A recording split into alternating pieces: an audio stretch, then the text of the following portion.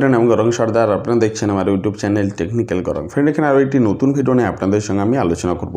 Friend আজকে আমি আপনাদের সঙ্গে আলোচনা করব যে একটা ইউটিউব ভিডিও কিভাবে ইউটিউবের ট্রেন্ডিং সেকশানে চলে যায়। তো ফ্রেন্ড আপনি যদি একটি নতুন ইউটিউবার হয়ে থাকেন এবং আপনি আপনার ভিডিওগুলোকে ট্রেন্ডিং সেকশানে পাঠাতে চান তাহলে অবশ্যই এই ভিডিওটি লাস্ট পর্যন্ত দেখুন।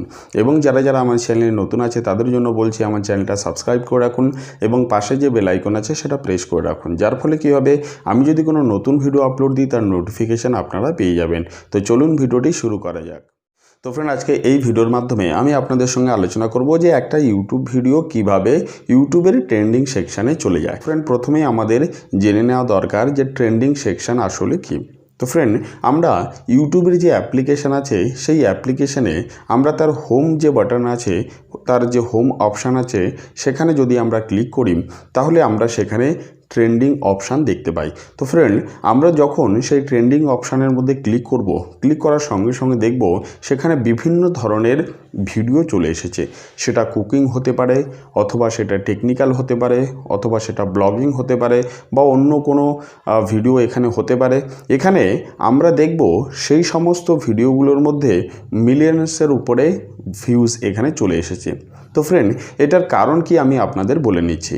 তো ফ্রেন্ড এটা কি হয়ে থাকে যে এখানে বিভিন্ন ধরনের বা বিভিন্ন টপিকের ভিডিও এখানে রোজ এখানে ট্রেন্ডিংয়ে চলে আসে। এটা বিভিন্ন ক্যাটাগরির এখানে আসতে পারে। এটা কোনো একই ক্যাটাগরির এখানে আসে না। এখানে কখনো সং হতে পারে, কখনো এখানে কুকিংয়ের যে সমস্ত জিনিসগুলো আছে সেগুলো এখানে ট্রেন্ডিংয়ে হতে পারে।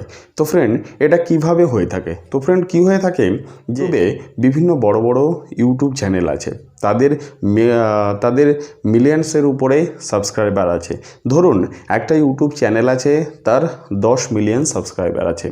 এখানে কি হয়ে থাকে, সেই ব্যক্তি যখন সেই ভিডিওটা আপলোড করবে, আপলোড করার সঙ্গে সঙ্গে কী হবে, যেহেতু তার কাছে 10 মিলিয়ন সাবস্ক্রাইবার আছে সেহেতু তার যে ভিডিওটা সেটা যদি একটু ইউনিক হয়ে থাকে তাহলে তো কোনো কথাই নেই।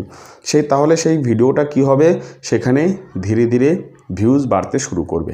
তো ফ্রেন্ড কী হয়ে থাকে, যখন ইউটিউবে কোনো ভিডিও এইভাবে পুরো ওয়াচ টাইম নিয়ে এখানে ধীরে ধীরে বাড়তে থাকে তখন ইউটিউবের যে অ্যালগোরিদম আছে সেখানে কি ইউটিউব থেকে বুঝতে পারে যে এই ভিডিওটা লোকে অনেক ডিমান্ড করছে, এই ভিডিওটা তার ট্রেন্ডিং সেকশানে পাঠিয়ে দেওয়া হোক।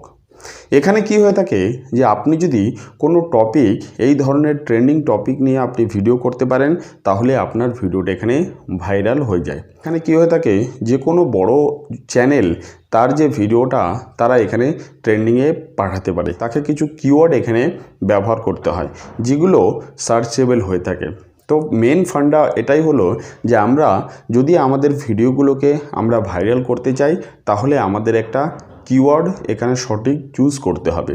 যদি আমরা সঠিক কিওয়ার্ড সেখানে চুজ করতে পারি তাহলে আমাদের ভিডিওটা আমরা এখানে ভাইরাল করতে পারি। ফ্রেন্ড গত যে লকডাউন ছিল সেই লকডাউনে আমি একটা ভিডিও এখানে বানিয়েছিলাম, তার এখন মূল ভিউজ হচ্ছে 3.5 লাখ। মানে তখন সেই সময় আমি একটি জুম কিভাবে ব্যবহার করতে হয় সে নিয়ে একটি ভিডিও আপনাদের সঙ্গে শেয়ার করেছিলাম। সেই ভিডিওটার আমার মূল ভিউজ হচ্ছে 3.5 লাখ। মানে সেই ভিডিওটা আমার ধীরে ধীরে এখানে গ্রো করেছে।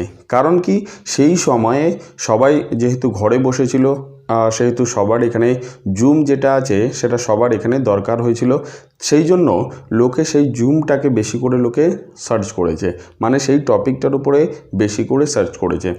এখানে কি হয়ে থাকে, আপনি জুম নিয়ে বা অন্য কোনো সার্চেবল টপিক নিয়ে আপনি ভিডিও বানিয়ে থাকবেন কিন্তু সেটা কখনো ভাইরাল হতেও পারে অথবা নাও হতে পারে। এখানে আপনাকে করতে হবে সঠিকভাবে, আপনাকে কিওয়ার্ডগুলো ব্যবহার করতে হবে। আপনি যদি সঠিকভাবে কিওয়ার্ড ব্যবহার করতে পারেন আপনার ভিডিওতে তাহলে অবশ্যই আপনার ভিডিওটা এখানে গ্রো হতে পারে বা এখানে ভাইরালও হতে পারে। এখানে কী হয়ে থাকে, ইউটিউবে আপনি সবসময় সার্চ করবেন বা দেখতে থাকবেন যে কোন ভিডিওটা এখানে ভাইরাল হচ্ছে।